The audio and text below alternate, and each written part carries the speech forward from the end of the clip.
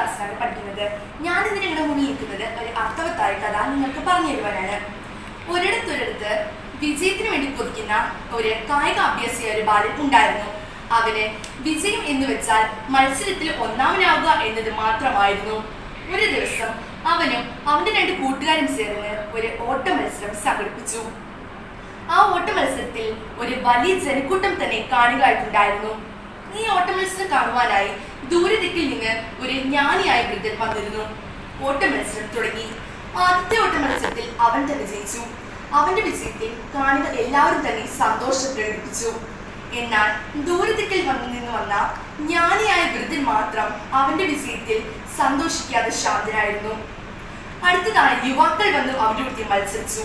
എന്നാൽ ആ മത്സരത്തിലും അവൻ തന്നെ വിജയിച്ചു. അപ്പോഴും ആ കാണികൾ എല്ലാവരും തന്നെ കൈയടിച്ചു. അപ്പോഴും ആ വൃദ്ധൻ മാത്രം അവന്റെ ആ വിജയത്തിലും സന്തോഷിക്കാതെ ശാന്തനായിരുന്നു. ആ വൃദ്ധൻ അവിടെ നിന്ന് എഴുന്നേറ്റു ബാലന്റെ അടുക്കിലേക്ക് വന്നു. ബാലന് പുതിയ 2 എതിരാളികളെ കൊടുത്തു.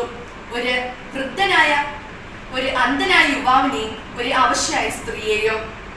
അപ്പോൾ അവൻ പരിഹാസത്തോടെ വൃദ്ധനോട് ചോദിച്ചു, എന്താണിത്? ഇതൊക്കെ ഒരു മത്സരമാണോ?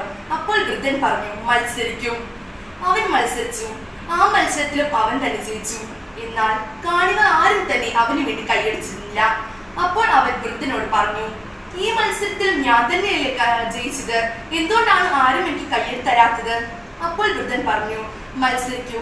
ഇനി മത്സരിക്കുമ്പോൾ നിന്റെ 2 ഭാഗത്ത് നിൽക്കുന്നവരുടെ കൈകൾ പിടിച്ചു വേണം ഈ മത്സരത്തിൽ വിജയിക്കാൻ. അവൻ കുറച്ചു നേരം ആലോചിച്ചു നിന്നു.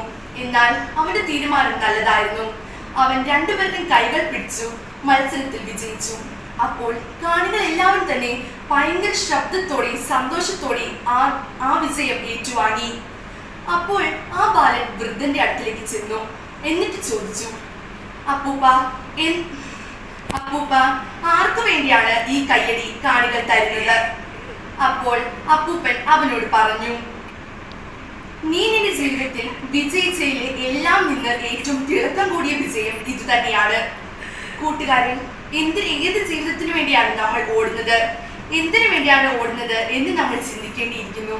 ഓടുക, ജീവിതത്തിന്റെ മത്സരത്തിൽ ഓടി തന്നെ ജയിക്കുക. എന്നാൽ ഓടുമ്പോൾ ഒരു കാര്യം മാത്രം നമ്മൾ മറക്കരുത്, ജീവിതമാണ്. ആ ജീവിതത്തിൽ ഒത്തിരി പേരെ നമ്മൾ കണ്ടുമുട്ടാറുണ്ട്.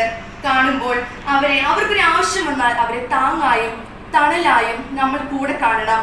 നമ്മൾ എങ്ങനെ വിജയിച്ചു എന്നതിലല്ല കാര്യം, നമ്മൾ വിജയിക്കാനായി എങ്ങനെ പ്രവർത്തിച്ചു എന്നതിലാണ് കാര്യം. നിങ്ങൾ നിങ്ങളുടെ ജീവിതത്തിൽ വിജയിച്ചു മുന്നേറും. നന്ദി, നമസ്കാരം.